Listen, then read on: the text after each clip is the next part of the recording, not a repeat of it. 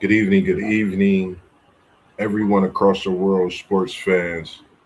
I mean, anyone that pulled up a chair to tune in this evening, I'm saying good evening, especially to you as well, because when there's a conversation with MossBurgh, you know me, I'm excited. I'm anticipating the conversation like the playoff that we see, like a sports Super Bowl, like the NBA Finals.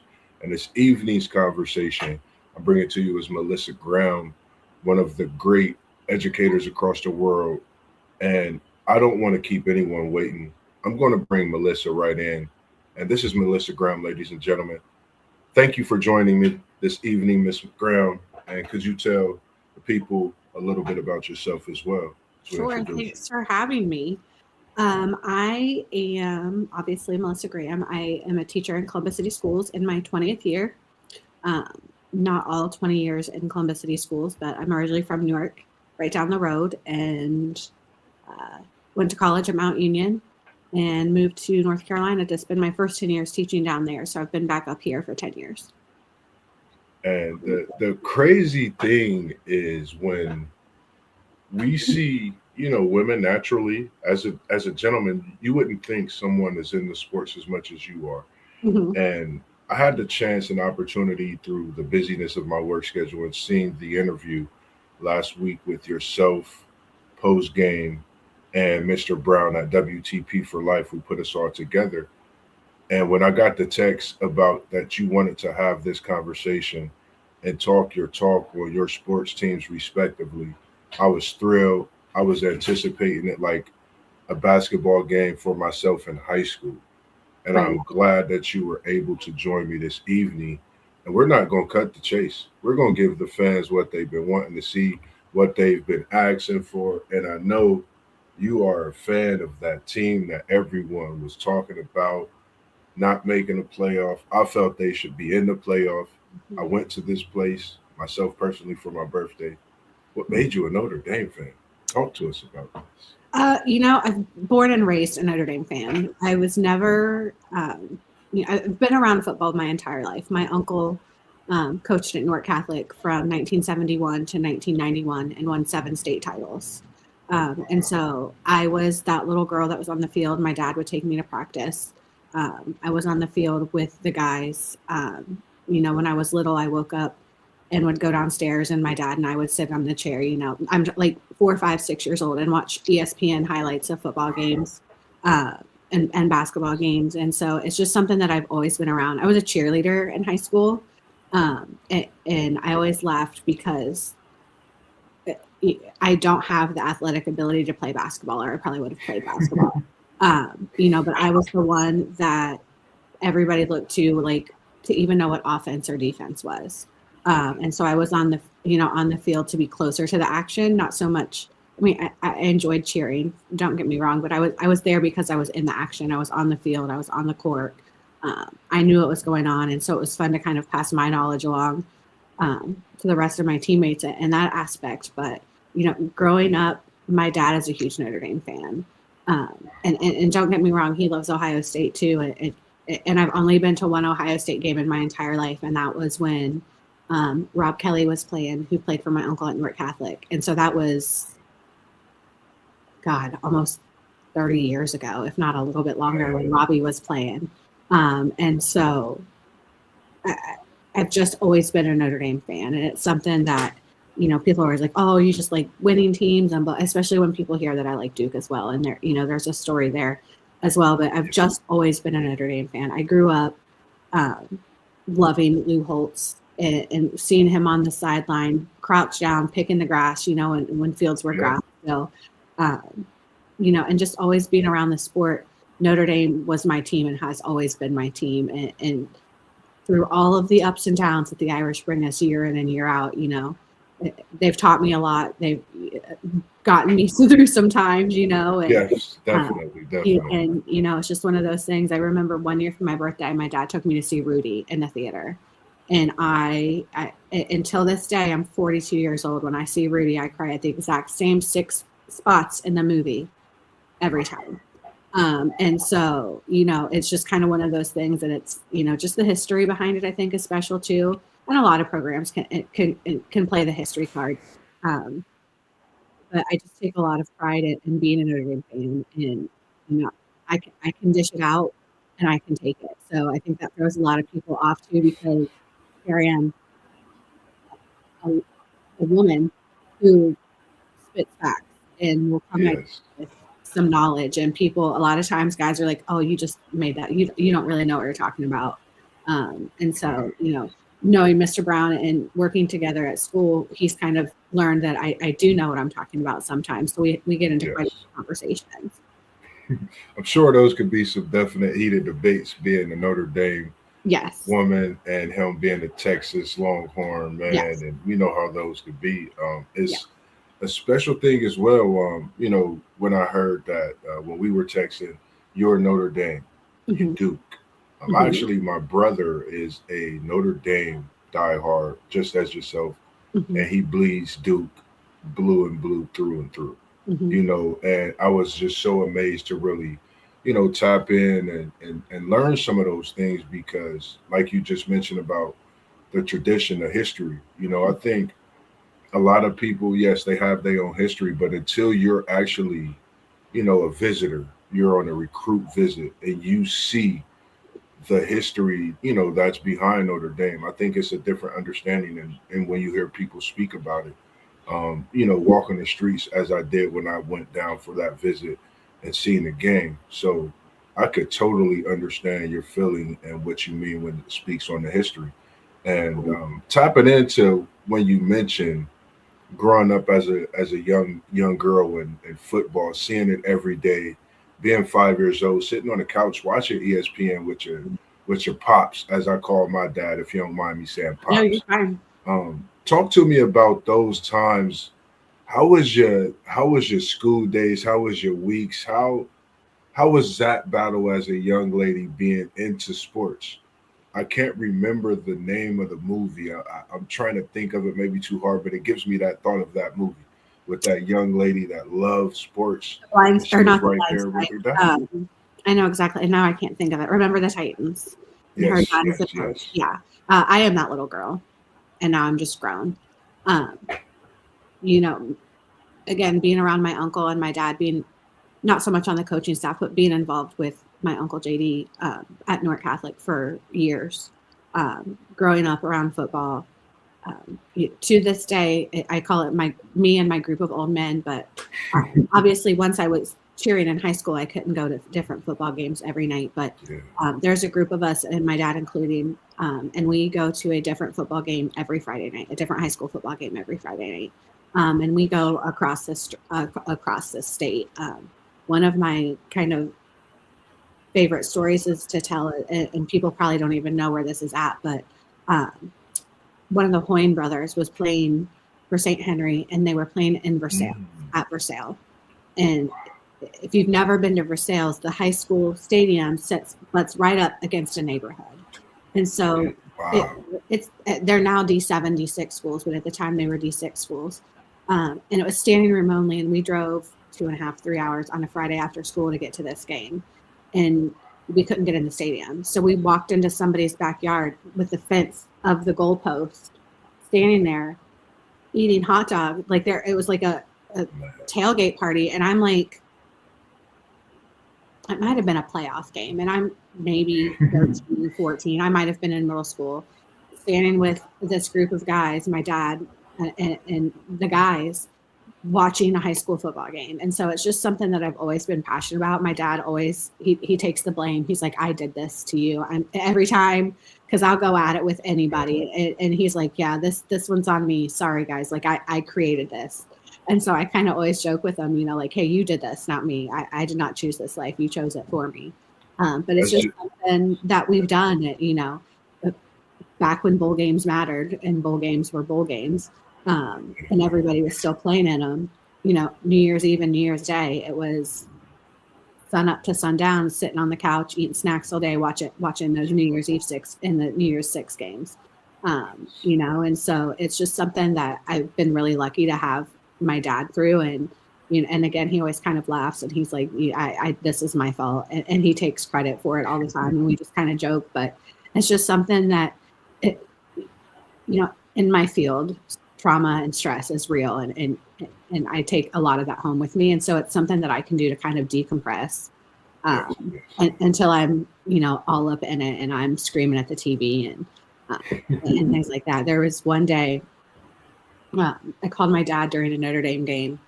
I want to say 63 times before half. Just play, scores, flat, and he just laughs because he also knows that if he doesn't answer, then I'm going to continue to call because now I'm mad. Like I wasn't mad, and now I'm mad because I needed to tell you how I was feeling about that situation, and I needed you to acknowledge it. But you're ignoring me, and so he's kind of created that monster as well. Wow, that's just amazing to hear. Like, when we think of sports, I think the one thing that we fail to realize is sports pertain to so many things, not in just life, but every day. You can wake up and see a highlight on TV. It can make you think about a time, like you said, with your dad being little and growing up, and it builds something special, And if it wasn't for sports, I think, it would be a whole totally different world. So, it's appreciative again to hear these stories in this conversation, and I appreciate you again. And another question it's I getting have. weird now because I'm old enough that players that I started watching way back when are now having children playing for teams, and it's just like I'm like, oh, ooh, that makes you feel a little something. But I'm just Definitely, yeah, definitely a sports guy. Now, when we talk about your Notre Dame Fighting Irish, we know it made you a fan growing up with pops and uncle and just being that sports guy. Who's your all-time favorite football player from Notre Dame? This is a tough one. I would say I don't remember watching Jerome Bettis play. I mean, I'm sure I did. I don't recall it, but I mean, obviously, he's one of the greatest running backs to ever play at Notre Dame. I would say probably in a more modern era would have to be Brady Quinn. Brady and I are the same age. He graduated from Kaufman the year I graduated from Newark. And then another from that kind of class I really, really loved Tommy Zbikowski and Jeff Samardzija. And those were just, the three guys that were an epitome of Notre Dame to me. Would probably be my top three. And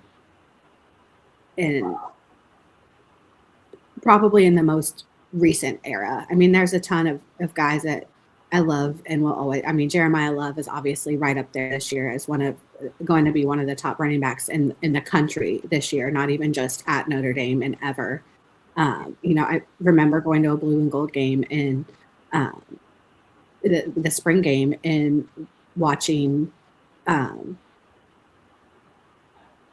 Shoot, I can't think of his name. It just left me that quick. It'll come to me. But he was a quarterback, and it was like, oh my God, I'm watching. And now he's our director of player operations, and so it's just one of those things that I'm just like, oh, and his kid's a walk-on the team now, so it's just really, really we're on Paulus is who I'm thinking of. Yep, I was about to say, yep, I think that's what it was. Yeah, I thought it was a guy they had talked about when I went to the North Carolina State game, but it is Ron Paulus. You're right. Yeah, so I mean, we've just had so many great guys go through the program, and I think that's something that also keeps me a Notre Dame fan. Is we've lost some people to the portal, and we'll get some people to the portal, but in this day and age, who's not? But it's just I feel like we're really a cleanly run program, and we have expectations, and that starts from the ground up. Totally agree. And when you mention the name Brady Quinn, Zbikowski, Jeff Samardzija, I think people forget about those three guys that played, years at Notre Dame was definitely, key players. I think would be, greats respectively when Notre Dame continue to build that shrine as they have been throughout the years. Kyle Rudolph, who played at Cincinnati Elder, and he's given a lot back to Cincinnati Elder in the past few years after his retirement with the Vikings. So, there's a pipeline, especially to the Cincinnati Catholic League schools, back to Terry Faust days coaching in Cincinnati and then going to Notre Dame to coach. And so there's just a constant they understand Ohio high school football and try to get that pipeline from Ohio to Notre Dame. Definitely, I agree. They definitely do, and seems like they like that Kaufman school because I know they had a guy. I think his name was in Duzier that played at Mm-hmm. Notre Yep. Dame. I forget, and he played at Cincinnati. And I mean, I think that was a great talent for him to have so many years in the NFL. Who would have thought you go to Dublin Kaufman and Mm-hmm. this kid goes to Notre Dame? Mm-hmm. You know what I mean? So it's just a great thing to see a school like Notre Dame when they're coming in Columbus, Ohio, Mm-hmm. and they're picking kids and hand recruiting them. Mm-hmm. See, bus man, Notre Dame. I'm telling you, if you go down there for a visit, you will definitely love it. So I'm just saying, man, go visit that university. A lot of people probably forget that Lorenzo Styles committed to us and played for us for 2 years before he transferred back to Ohio State. So, And we were really close to getting Sonny too, but I think Sonny really wanted to follow in Dad's footsteps and go to Ohio State. And then Lorenzo kind of just didn't pan out for us at a wide receiver position. And I don't think really wanted to play defense for us. And so, he opted to transfer. So, and when you speak about things like that, the coach that you have there, I think, has made a difference in these type of movements with Notre Dame. mm-hmm. When you're talking about big time players coming in as 5 stars, transfer portal, former 5 stars, or they may drop a star being in that portal, but he brings them back up to that prominent 5 star, Mm-hmm. and they go on these 10-win seasons. How long do you believe Marcus Freeman will remain at Notre Dame? And I did get the picture from you with Coach Freeman. I'm not for sure if that was at a basketball game that you were at. That was a great picture, by the way.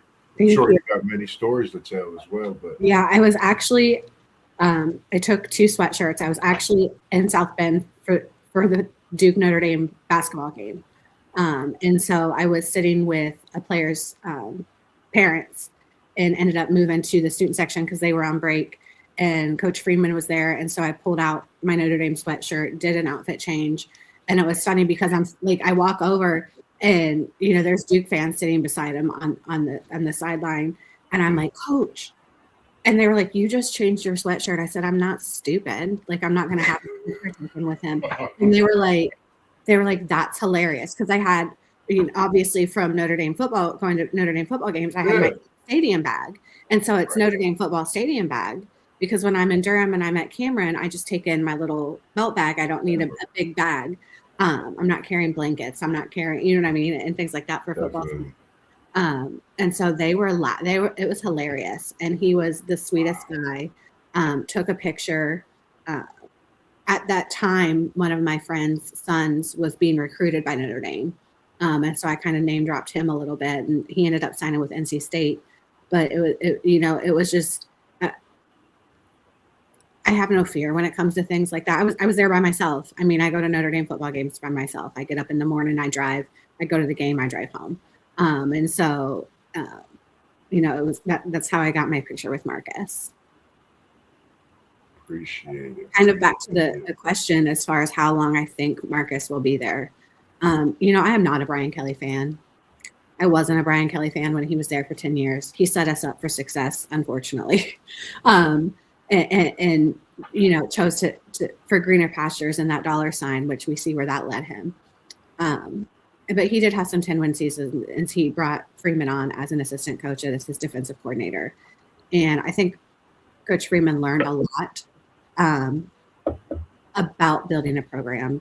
BK was not known for that. The boosters did not like BK, but BK won 10 games a year and got us. He got us to our first BCS game. He got us into our first championship game. Big game Brian is big game Brian. Like, he never won that big game. Coach Freeman hasn't there yet, but he's gotten us a lot closer. We weren't getting blown out. People forget, like, we're just 1 year out of being in the national championship game. And to get there, we had to win 3 major bowl games. We played Penn State, Georgia, and Indiana. Who knew Indiana was going to be what they were with Coach Sig there right now? But I think and the word Marcus is wanted by everybody. Who wouldn't want a young coach who is a motivator and a player's coach who wants to see his kids grow? There's a series on Peacock that they did in NBC Sports called Here Come the Irish. And there's clips on there just this year at the beginning of the season when a lot of people don't realize how close the quarterback race was between CJ Carr and Kenny Minchie. A lot of people, and we lost Steve Angeli to the transfer portal to Syracuse, but a lot of people forget how crucial Steve Angeli was to get us to that Ohio State championship game last year. He saved our season when Riley went down. But there's clips of Coach Freeman talking to Kenny Minchie and letting him know, we're going with CJ. You're going to be our backup, but I want you to know it was close, and I want you to know that I love you and I respect you, and your hard work is going to eat, and I understand you're biding your time. And Kenny is 20. He's been there. He's backed up Sam Hartman. He's backed up Riley Leonard, and he was playing behind Steve Angeli last year too. So he's bought time, and he's bought into the program, and he wanted to be a Notre Dame quarterback. A lot of kids would have transferred out after that first year of having to back up and play behind a quarterback that we brought in the portal. But he hung around, and Kenny leaves. They dap it up, hug each other, and Kenny leaves, and Marcus just plops down on the couch in his office, and you can just see the emotion that he had, that he just had to break that kid's heart and ruin that kid's dream. And like, he took it personally too. And then, the next scene is him letting CJ Carr know that, you're QB1. And CJ's reaction is, how did Kenny take the news? Does Kenny know yet? And Marcus is like, yeah, and it's just the culture that is the difference, I think, from Brian Kelly era, those 10-win seasons, to Coach Freeman's 10-win era seasons. I hold grudges like nobody else. I'm half Catholic. I'm a Notre Dame fan. I'm still pissed about losing to Northern Illinois, and that was 2 years ago at this point. We went 0-2 to begin the year, and I didn't step foot on campus this year because I was mad. Hold on. I don't mean to cut you off. You said you're a season ticket holder and you didn't step foot on campus. I do not have season tickets. No, but okay. I go to 90% of the home games.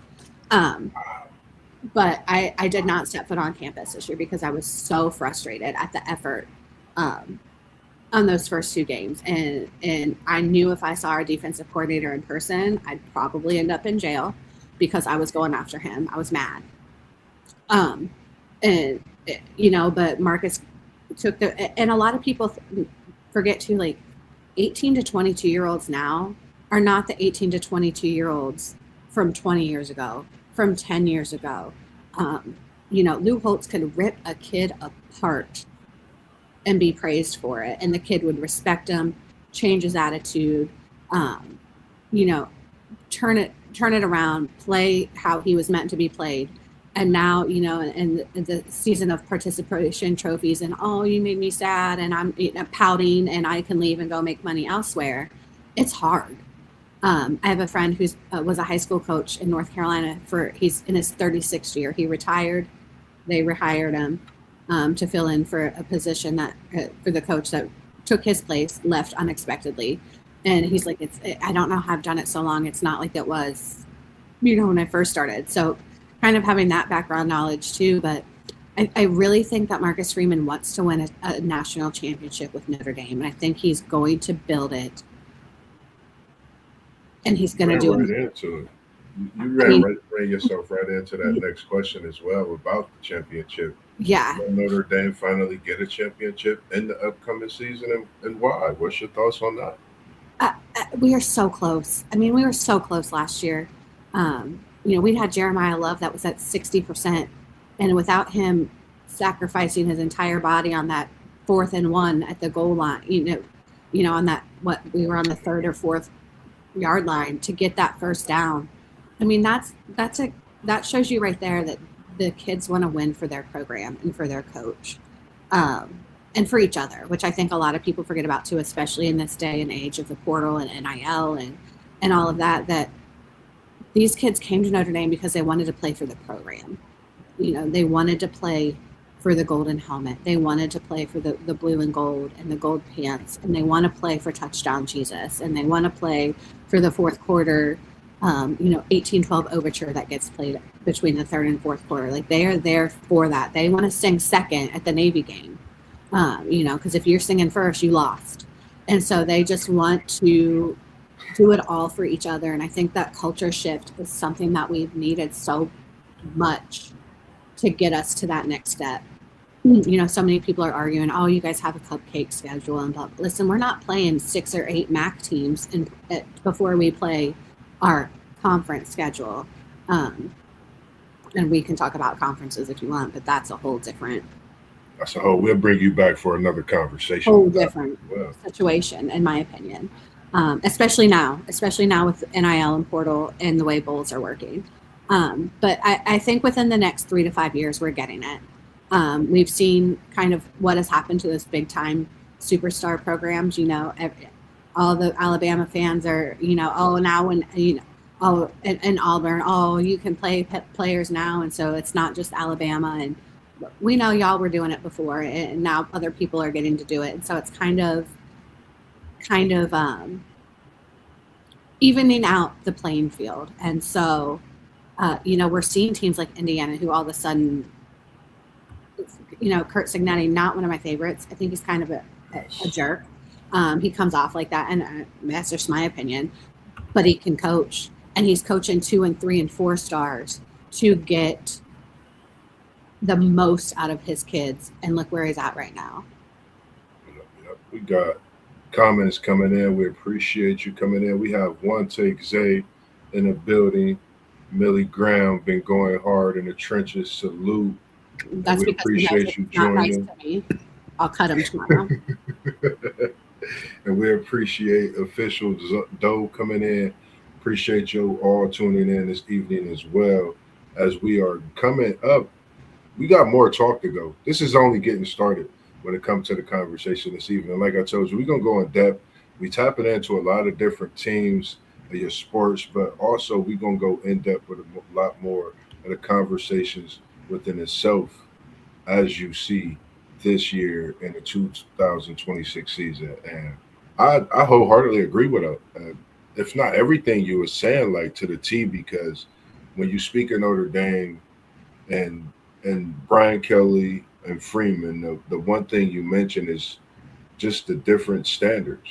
I think they both done a great job. I think when you make that hire, as we've, like, for example, I know it's early, but when we see a Nick Saban and then you see a Kalen DeBoer come in, people can say what they want. It's, Brian Kelly was who Brian Kelly was at that time. Right. He was the great coach on top. Right. That's who And now I'm bringing Freeman in and seeing what Freeman is doing. He's elevating this program. Absolutely. Like you said, Notre Dame, right there in the national championship. I say, heck, a play away from winning a national championship in regards to so many ways in that game. And then you can say this year they got snubbed. And as we see the playoff, if we would have had Notre Dame in this playoff, I think we'd be looking at a whole total different Final Four. I think Jeremiah Love, what he brought to the college football world, I think was unexpected to some for Notre Dame. They was waiting for him to do what he do because they knew what they had in Jeremiah Love. And that's why he does his thing with his heart. And if, like you said, the experience of being a fan, being there, you have to go see Touchdown Jesus. You have to see the Golden Dome. You have to be there to believe it. And for myself, I was able and I was fortunate enough, man, thanks to my brother, on my birthday weekend this past year to be able to experience that. And this one player watch is one of my favorites. Yeah, it's it made it all. They think I'm a Notre Dame fan here in the podcast group just because of how I speak on it. But it really is that, that beautiful. I would definitely say, man, if you're a kid out there looking for a college to go to, man, you definitely have to take that visit if they offer you that visit. And we have WTP for Life joining us as well. And he said, do you think Freeman will be a lifer at Notre Dame, and end his career there? I wish. We're not going to be that lucky. I think we're going to get to hold on to him until we get that championship. But I also am not sure that he will leave for the NFL. Notre Dame is a top tier program. He's from Dayton. He played at Heber Heights Wayne. He went to Ohio State. I think if that Ohio State job pops open and his name is thrown in the hat, I think he's gone. And I can't fault him for that. It's his program. That's where he went through, and he, and I can't fault him for that at all. And I think that's respectable that he's, turning down the money from the NFL right now. But I'm not going to lie, Notre Dame got the money too. We got the donors. We got the money. Anything that he was offered was matched and met or above. I promise that, because they believe so deeply in what he's doing at Notre Dame right now. And so, unfortunately, I don't think he's going to be a lifer. I don't think he's going to end his career there. I would love for it to happen. He's one of the youngest coaches in the country still. I mean, I think him and Matt Campbell are just a couple of years apart. And I went to Mount Union with Matt Campbell and Nick Sirianni and Jason Candle, who's now at Toledo. And so I watched them play football at Mount Union. We were in anatomy and physiology together. So it's funny to see people like that be so successful as, they're only a few years older than I am. And I think Coach Freeman is younger than I am. I think he's only 39. And so he's just in his prime right now, and is only going to continue to do better. There aren't bigger programs in Notre Dame right now to coach. Ohio State, sure. Bama, sure. But unless you're Nick Saban, you know what I mean? Like, Nick Saban has taken Alabama, and he should have. It was a dynasty, and he deserves that. And he deserves to be known as Alabama. Maybe Urban Meyer at Florida for what he did, but you got to think of Bobby Bowden at Florida State. Like, people still think of him when you think of Florida State. Just I think that's kind of an issue that we're seeing right now is all of the old souls are done. They're tired, and they should be, you know what I mean? Like, they've given it their all for so many years, and there's really nobody in the ranks to come up. So it's going to be a rough few years, I think, because we've got to give some of these coordinators and younger guys opportunities to coach in big time programs. I think Coach Freeman has done a good job of his staff. Like I said earlier, it took me a while to warm up to Chris Ash as our defensive coordinator after having Al Golden. We had the best defense in the country for 2 years under Al Golden, but then having Mike Denbrock as well coming back to us as a knowledgeable offensive coordinator. A lot of people don't know about our special teams coordinator, but our special teams are top 5 in the country, with the exception of our kicker. God bless. We just need a kicker. But we're not the only one that needs a kicker. But just yards after, we've got a solid staff, and we've got great assistant coaches. Mike Mickens is our DB coach. We just promoted Al Washington to our D-line coach, where he played at Ohio State. And was it D-line? We just promoted him to his actual position where he played with Ohio State and coached at Cincinnati before with Coach Freeman as well. But like, we're moving guys up the ranks, and I think that says a lot too when you can look out. I mean, the college playoff right now has all 4 coaches that coached with Nick Saban at Alabama in some way or another. And so I feel like that's kind of what Marcus wants his legacy to be, is to create those coaches that live up to his potential and kind of take that Notre Dame legacy with them. Kind of what Cignetti's doing right now at Indiana. He learned that, he learned from the best, unfortunately, at Nick Saban. And a lot of people, I think, are kind of shocked that, oh crap, the 4 college coaches in the CFP all coached for him. So, and that leads me. I know you said that he won't end his career there, But the metaphor to what you just said is the fact that Nick Saban is retired. Hmm. And I think seeing that one of his former coaches being in the NFL and being a Bengal fan where Golden is at, Hmm. knowing the success that the Bengals had this second half of the latter season with that defense, it could be possible, Miss Graham, that this man could retire at Notre Dame. Hmm. I like his chances with what he's built. Being a young, successful coach, Hmm. why not end your tenure in your legacy that you've built? And you'll be talked about as in the ranks of a Nick Saban, Right. the Right. likes of other coaches, even. And I think with you're talking about someone that's born, raised right here in the heart. And I think that's something a lot of people forget. He's born right here in the heart, and he's at a prominent traditional Hmm. place in South Bend, Indiana, doing what he does and what he loves. I think it's only right that he leave his legacy right there where he planted it here and took it and carried it those miles over, and he'll still have that, access. And I don't know. That's just my opinion. Yeah, that's why I think But the only possibility of him jumping would be if Ohio State opens up. I yeah, don't think it'll be for an NFL position. I think it would be for Ohio State. definitely, I agree. And now, not one thing a lot of people don't know is we talked about a little bit through the phone and before we got on is that you're a Duke Blue Devil. You told the people a little, but you are a sports guy. You like the Notre Dame Fighting Irish on one side. That's the football. And then you're a Duke Blue Devil on the basketball side. And talk to me about Duke and all the Dookie hoopla, the Cameron crazies. What made you a Duke Blue Devil? Talk to me a little about these. Well, I became a Duke Blue Devil fan because, like any other little girl watching Sports Center or a game with their dad, um, at the time Bobby Hurley was playing, um, and I thought he was cute.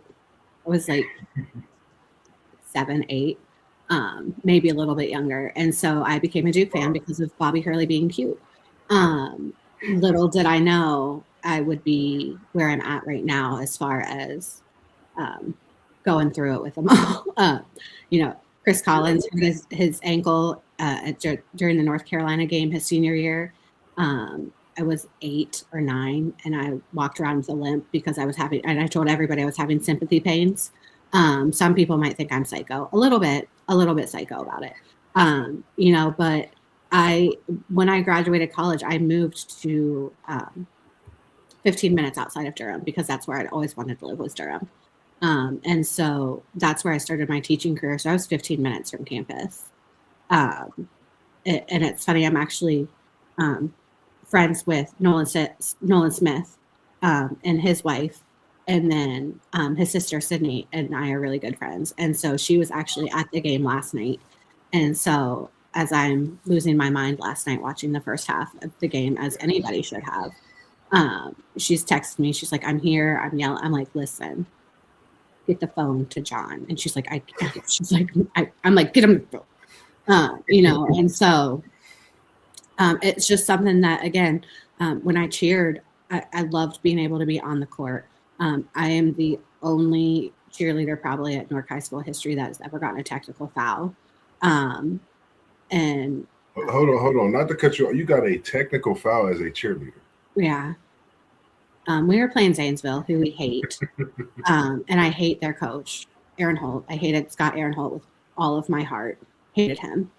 And we were playing at Newark, and I don't know if you've ever been to Jimmy Allen, but the cheerleaders kind of stand at an angle, and I always stood because Yes. I'm a mover. I always stood underneath the hoop and underneath the basket. So they called a foul on somebody, and I was not thrilled with it. So we called a cheer, and I kind of punched the official. I didn't move out of the way. And you're right there. Like I played at Newark. I played at East. We played Newark a few Yeah, years. yeah, Man, I um, have memories against Black. So many memories there, man. yeah, yeah. Mikey was playing, and so it. I've never seen Jeff Quackenbush be so mad at me. And I worked for Quack. I was his office aide, and I did a lot of stuff with Cat Camp. And to this day, that same year, we were playing at Gahanna, and I had a paper with me because I was scrapbooking at the time, and I had a Duke scrapbook, and I gave it to my dad, and he was sitting up top of the stands at Gahanna in their old gym. So, I mean, the visitor stands weren't that high. And it was a close game. I mean, Gahanna had a couple kids, I think. I think that was the year that Tom Izzo got his first guy from Gahanna. And so, I mean, and it was a close game. The officials were horrible. And I'm yelling on the sideline, cheering, and all of a sudden a call gets made and a paper comes flying across Quackenbush's head. Now, Quack is 6'8", 6'9", 6'10". I mean, he's a tall guy. It's his first year coaching, first year as the head coach. He coached under Gary Walters for years. And so I noticed my paper on the floor, and my dad got pissed and launched the paper. So that's one of Quackenbush's favorite stories to tell. When I walk in, he's always like, "Do you have a paper?" And I'm like, "Shut up." But I'm like out on the court, like gathering up the paper because I was like, I need this for my scrapbook. Like we just gotten beat by Casey Jacobson at Stanford, or just beaten them by like 2, and it was a really close game the night before, and I needed the paper, so I got it before I had it on the bus to Gahanna. But to say we're passionate fans is something. But yeah, I mean, yeah. Amazing.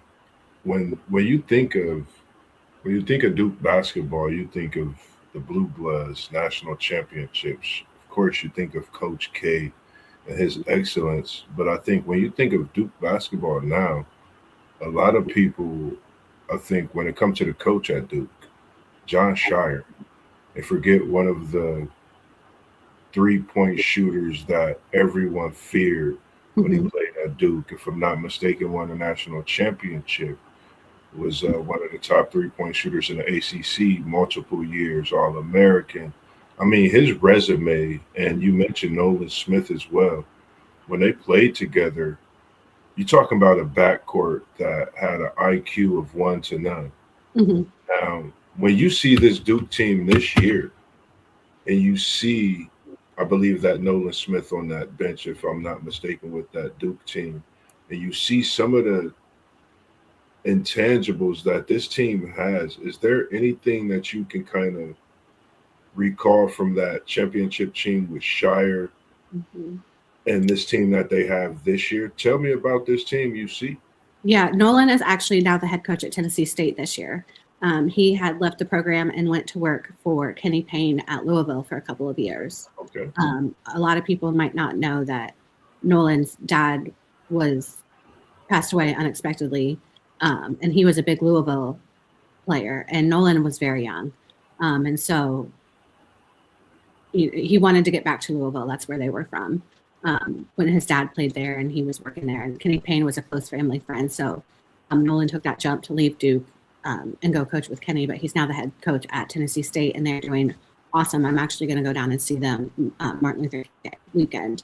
Send my prayers, even though, send my prayers, man. Never know. And so, one thing that John has done differently, which I struggle with, and it's just in recent years, Coach K always had former players on his bench. And John did for a while, and now we just have Chris Carrawell, who's our associate head coach, and then Tyler Thornton, who's back as an assistant coach, who took Will Avery's position this year. And we have Emmanuel Dildy, who was at Oklahoma, and then Evan Brads, who I believe was at Utah at the Jazz. And so we've got some new non-Duke people on our bench, which is it's still weird for me to see, because I'm used to looking down the line and seeing Duke point guard, Duke point guard, Duke big. And, so that's kind of been a change in what John has done. But I think still the culture is still there from Coach K. You always saw Coach K with his hand like this, and he's just cussing the kid out right next to him. Again, back in the day where you could just tear into somebody's butt over a play. In my group chat last night, I was like, Coach K pulled all these 5 starters and played the towel guys at this point last night. If you want to play, go, because these jokers aren't doing it. We've had a rough 4-game stretch of effort. of not meeting those expectations. And Coach K has written multiple books on teams and leadership and what it means to be a team. And so I laugh because I'm old. I'm an old school person. I love a team shoe. And it's weird for me to see everybody wearing whatever shoe. It's just weird for me. It's weird. Yeah. And so it's just something that I'm old heart about. Like I love a team shoe. When your shirt's not tucked in, I get mad. I'm just like, you look sloppy. Like I know you're out there playing a game, but let's we're Duke. Look like we're Duke. Act like we're Duke.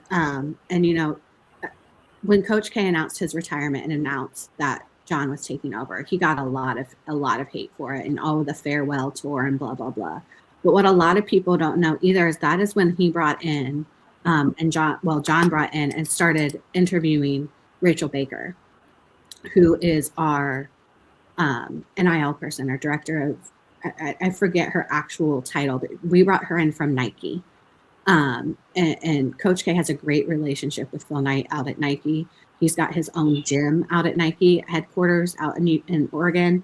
And so, bringing another female into this position, she's our general manager. And so she was the first GM in college basketball, came in, to help John with that transition, the farewell tour. It wasn't a farewell tour. Coach K knew exactly what he was doing. He's a genius. John was recruiting anybody anyway, but he wanted John to make sure he was recruiting the kids he wanted, not the kids Coach K wanted, and to set up and build his program. Coach K didn't go to a game at Cameron that first year at all, because he wanted John to be John and to do what John wanted to do, which I think it takes a lot. I mean, you coached there for 42 years, and you're stepping back, and the court's named after you. You're the one that finally got air conditioning brought into Cameron, because it gets hot, and it got hot, and people crazies are passing out all the time. Fans are passing out all the time, and so setting John up for his own success, I think, is what has made John where we're at right now and where we have been. Recruiting is still insane. I think we got so lucky last year to be able to witness those 5 starters every game. Kaman Malawach, Sion James, who was a senior transfer in to bring in that leadership from Tulane that nobody really knew about. And here's, this big bruiser that is playing for the Charlotte Hornets right now. No one in a million years would have thought that Sion James was going to start at an NBA level or even get NBA minutes. Blessed to have Cooper Flagg and Con Knipple and who did I miss?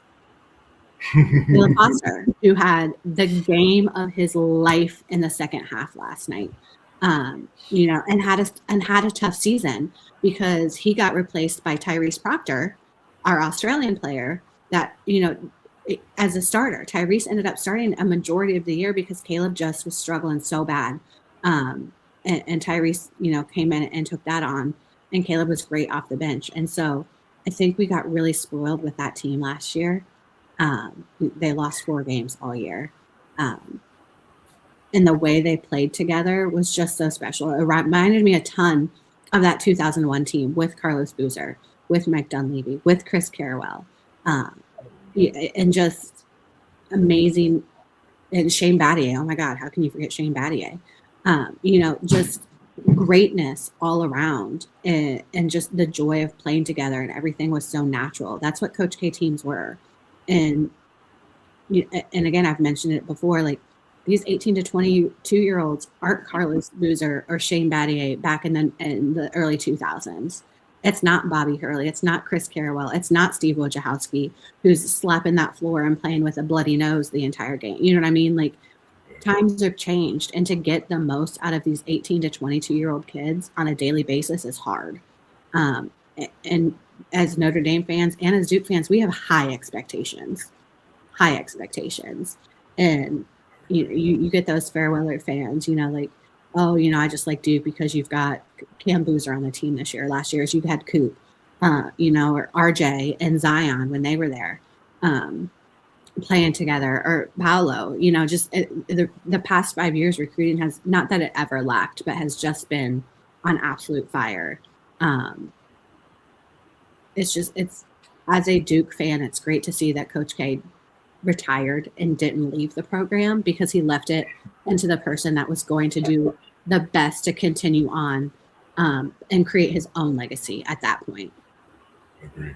And when you was just mentioning so much at Duke, when it comes to some of the former players, you mentioned one of the new names, and it's a boozer.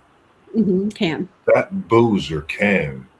Talk to me about Cam, and then the brother next Yeah. beside him that a lot of people forget about. I hmm call them the Booze Brothers, hmm because people think of booze and they think of drinking, but they hmm giving you booze with a splash, and it's on the hmm court. Talk to me about the Booze Brothers. Yeah, What's your Caden is thought? actually starting at point guard right now to kind of take some of that ball handling off of Caleb, so Caleb can be more of a shooter and a driver. Um, Cam and Caden have played together forever, obviously. And when you grow up and your dad is Carlos Boozer, one thing you're going to have is fundamentals and footwork. And Cam's got great footwork down on the block. Caden is a guard, and they're not much shorter. Caden's only a couple inches shorter than Cam. But they played Columbus. I forget, it was Columbus something, but out of Miami, and they won 4 state titles in Florida. And they weren't at IMG, they weren't at Mount Verd, they were playing um, together in Miami. You know what I mean? And so they weren't at one of those specialty schools.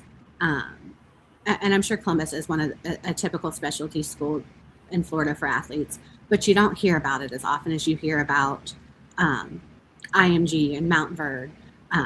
Just kind of like Chaminade Madonna, where Jeremiah Smith is from, for Ohio State, played football there. That is a public school. That is a Miami-Dade public school. And so, Prolific Prep has now moved to West Palm Beach out of California. And we've got a kid from Upper Arlington that's down there right now. Alex Smith was at Upper Arlington, and he transferred down to play at Prolific this year, who's already committed to Ohio State. And so, where was I going?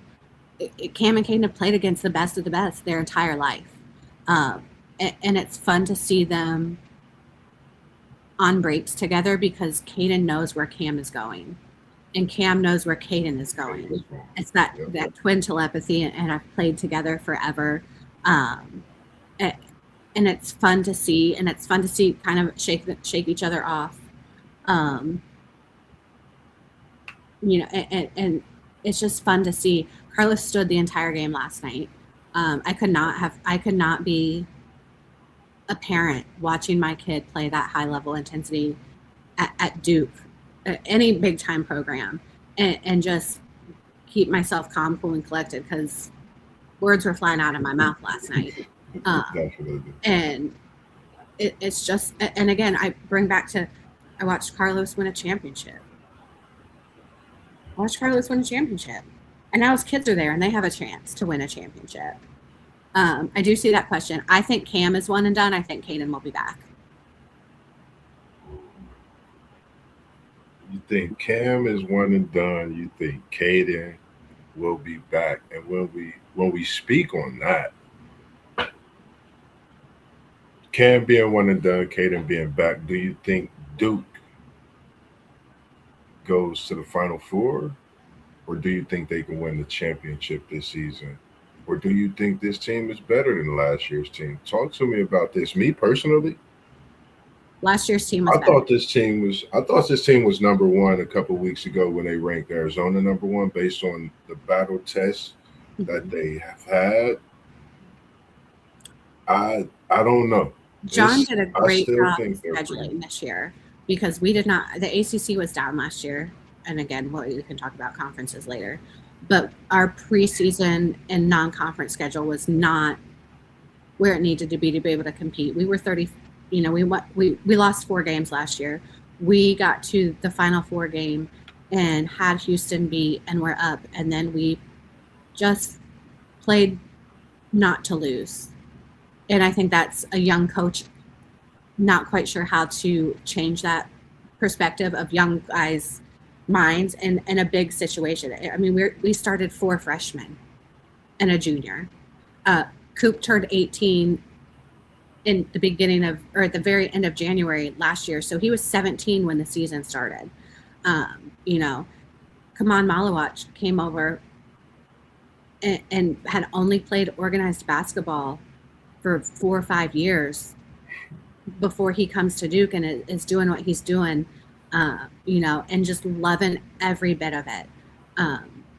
I think personally, this year's team on paper looks better. Last year's team performed better at this point in the season. This year's team went through that gauntlet of our preseason non-conference schedule. You know, losing to Texas Tech, we did exactly what we did against Houston. We played not to lose, and we lost. We had no reason to lose that game, and we did. The last 4 games, our defense, with the exception of the second half last night, our defense has been horrible. Absolutely, hands down. We're not calling out screens. We're not switching quick enough. We're not closing out. Just been horrible, and that has not been up to Duke standards. I'm friends with a couple of guys who actually do some podcasts just on Duke basketball and have weekly meetings with John. And I was like, did you ask him if he's going to fix anything? Like, is he tearing into butts? Like, what? Because I'm over it. Like, we're over not seeing defense being played. You know, we struggled. We should have beat Lipscomb by 60 and struggled with them in that first half and took the second half away. You know, we should have beaten Texas Tech. We struggled against Georgia Tech, who, again, for all of the geniuses at Duke, I would love for somebody to take a study and do a study on why every team that plays against Duke shoots like the 96 Bulls every time they play us. Without fail. Georgia Tech made 3 3-pointers on the season coming into play us and made 6 in the first 3 minutes of the game. Like, how does that happen? Louisville last night, the Khalifa guy made 1 the whole year and went 4 for 4. Crazy. I mean, they were shooting into the Atlantic Ocean. They couldn't miss. You know, our defense wasn't helping. I laughed because my nephew plays middle school basketball, and his team got beat 8-48. And I was like, I promise you that 8-point loss, they played better defense. They had to have played better defense than what I saw Duke playing last night. Like, it was just it's just ridiculous. But we have such a high expectation. And I'm really bad at, because they're my boys, they're my babies. If you ask Mr. Brown, if you ask Isaiah, I talk about them like they're my own. And so I get mad like a parent would, I feel like, at times. And so it's just one of those situations where last year's team was better. This year's team should be better based on paper and stats. And I think we made a turn to that last night. I think we finally got our heads out of our butts and realized just because we're Duke, people aren't going to back away from us. And again, we're starting another young team. And, you know, having Caleb Foster's leadership, Malik Brown has been a godsend transfer from Syracuse for the past 2 years. You know, and it's just, we still just have a lot of young guys on our team. Our guys last year, we started 4 freshmen, but they didn't play like freshmen. We've got some freshmen playing like freshmen right now. And we even have Isaiah Evans. God bless him. I love you, Slim, but sometimes I just need you to not just chuck it up because you think you can. Understandable. And seeing where you guys are, ranked number 6, 14-1, coming off a big win at Louisville. I think, you know, for me, I have you guys in a Final Four, not knowing what the Final Four look like. That's just where I'm at right now. I went from being a Kentucky fan last year to talk about AJ DeBanza once I seen him sign during college football season. I'm now a BYU fan. Mm-mm. That's how big the signing was for me personally. I've been watching their basketball. I haven't really done, you know, a lot of research on their history, but I'm gonna do that myself this year just to get a little more in tune to BYU basketball, because it takes a lot for you to be the number 1 overall recruit and come to a school like BYU instead of others. So, and I think that had a piece with their new coach coming from a professional team and I believe their coach had a lot of um, success working with bigs. And you don't get that a lot in college basketball anymore. A lot of coaches that were a big or are able to work with bigs, there are a lot of point guards, a lot of forwards, but you don't get a lot of guys that are able to coach bigs and truly coach bigs up, which is typically why you have an assistant who might have been a big, or, at one point in time, Chris Collins and Steve Wojciechowski were coaching the bigs at Duke. They were two the best point guards at Duke and Duke history, and they're got football pads out, the big tackling pads, and are trying to get the ball at practice, slamming them into the bigs and things like that to try to coach them up and simulate what it's like down amongst the trees, if you will. Yeah, definitely. And just a quick thought. I know we, spoke on Notre Dame. I know we spoke on Duke basketball. Before we get out of here, we haven't went into what other questions I know that's changed sports. What's your thoughts on that? NIL, one of the biggest things I think has changed a lot in sports, both sides, basketball, football, tremendously. I feel. Just give us your thoughts on NIL. I like team shoes. I think that kind of sums it up. I'm old school. You're getting a free college education. And I understand you're entertaining us, and I understand that people are exploiting you, and I think there should be some level of reimbursement. I think it's gotten completely out of hand. I think the portal has gotten completely out of hand. We've got Chad Baker-Mazara, who's at USC now, who's damn near 30, playing for his 8th college basketball program, just trying to make the money. Hang it up. It's time. Like Perry Ellis played longer at Kansas, and he didn't get an NIL deal. And it's so he was good. He was good. And I think it's taking a toll on coaches, especially in basketball. If you look, Tom Izzo, Bill Self, why are names not coming up? Rick Barnes. Those are some of the older guys that are left, some of the OGs that are left, that are hanging around, Patino and Calipari. When Cal is talking about Scott Drew at Baylor bringing in a player that signed an NBA contract and played 2 ways to come in and be able to play immediately at Baylor, when you're pissing Cal off, I don't know if he's mad about it or if he's mad he didn't figure it out first. You know what I mean? But either way, something has to be done about it. Something has to be, especially, I think football does a little bit better of a job managing the NIL and the portal, because they have the committee, and it's a little bit different, I think, where college basketball, it is an absolute free for all. And, they've talked about getting a czar forever. But there are just no rules, it seems like. Like you can transfer from division to division and not lose eligibility. You can go play pro. You can play pro overseas and come over and still have eligibility. And we've got a kid on our team right now, Dame Sarr, played pro in Spain from Italy. But he was 14 and 15 and 16, which is different. Then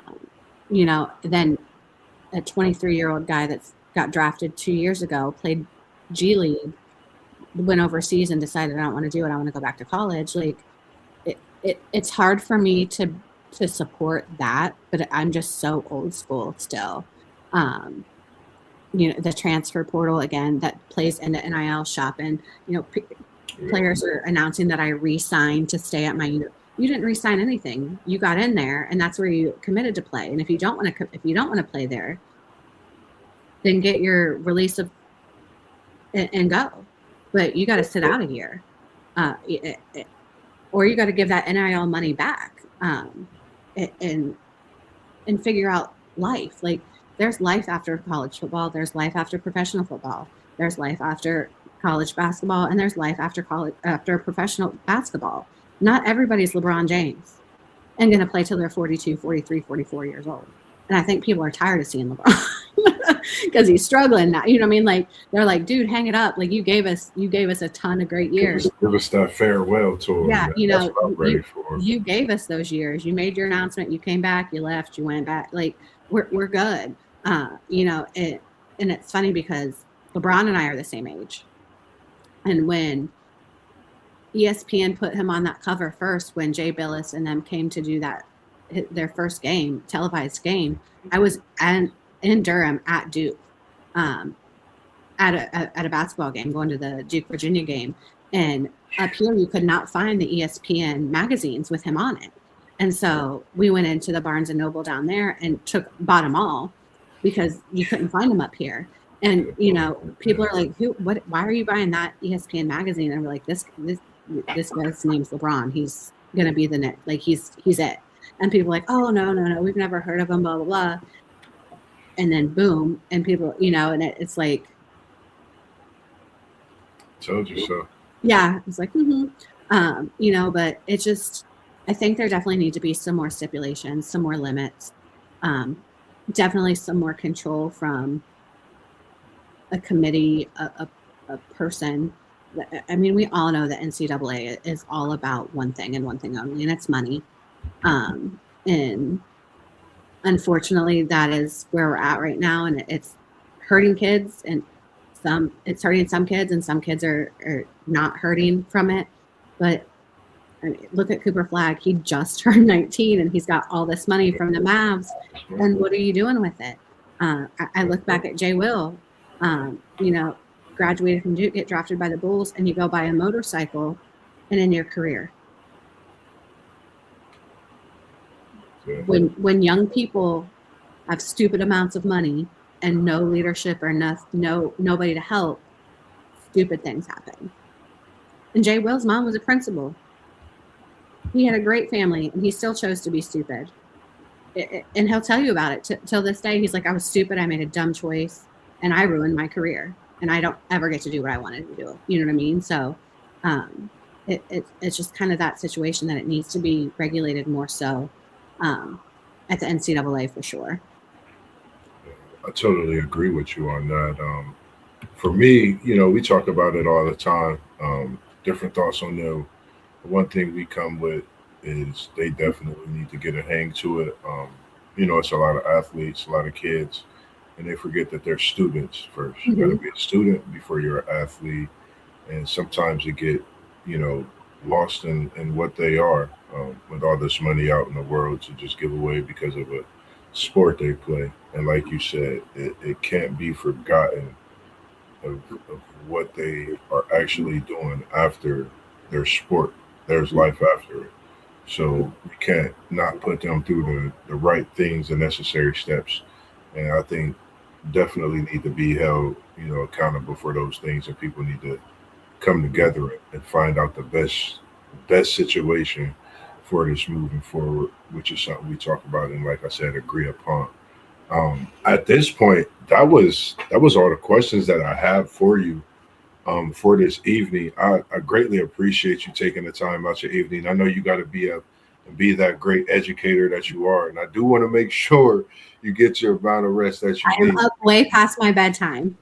I know if you don't get that rest, you know, it's definitely going to be a different day, but I know you'll make sure the day is bright for those kids anyway, as you always have done throughout your tenure and throughout your lifetime working with the children as well.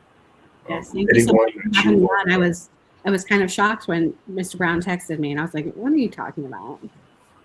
Yes. This is what I do. I love bringing conversations to the people, to the world, and what we do now. 2026, like I said, I definitely have you on for more talks, Duke basketball. We have our college basketball shows as well, for more in-depth talk and analysis about what we do on those days. Also, other than that, is there anyone that you would like to thank, as I always do, during this time that you were, you know, brought into the world to be able to just do what you do? Anyone over your time that you would like to thank, that anyone may be able to watch or get back and say thank you for what you've done for me throughout my life, or anything at all? I mean, my dad is my biggest supporter, my best friend, but we don't do technology with him because then I have to go fix things. Oh, you can still tell him live. He That knows. way. He knows. He's actually at a high school basketball game tonight. He's at North Catholic in Mount Vernon, and then he's going to Pitt Central and Reynoldsburg tomorrow. So. Yeah, the banger, as we're going to call it. We call those bangers. He's on bangers on top of bangers. So, definitely it'll be with him in one of those times, man. Yeah. But nah, like I said, man, it's great having you, and can't wait to have you on for more talks when we're talking about the Duke Blue Devils and basketball, as well as our coming 2026 preview. We're going to put you together with post game and have you on for one of those, and then have you both respectively, separately, to have your talks as well on what you think about the football season coming up as well. Other than that, that was my show for the evening, ladies and gentlemen. Make sure you subscribe to all the channels you see at the bottom. We have at WTP for Life. We have SEC Sean. We have Postgame 86. We have City League TV. That is on Facebook as well. Our WTP Sports Dudes Facebook page. Also, you can tap into that if you go under the group section, look up WTP Sports Dudes. You'll see our group name, and you can follow that. And feel free to post and have some thoughts in there, even if you want to say something to us for us to come out and talk about on the show. If you don't want to talk about it live, if it's something that we need to talk about for you, that's okay with us. Make sure you follow MossBurgh Podcast as well. Got One Take Zaya also, and myself, MossBurgh, Level Up Sports Team. Make sure you reach out through email, text, and I'm on IG and Twitter as well. X, formerly known as Twitter as well. You see my email, you see my number. If you want to have a conversation with MossBurgh, feel free to reach out. I'm your guy to bring that one of a kind, in-depth conversation as well. So with those things being said, as T1 say, we was in the building and we out. We throw up the peace signs here, Ms. Graham. So if you could tell the people peace, we appreciate it, man. Love and hair grease, man. And until next time, we'll be live tomorrow and the day after. So stay tuned in. 7:45 p.m. tomorrow evening. Thanks a lot. Peace.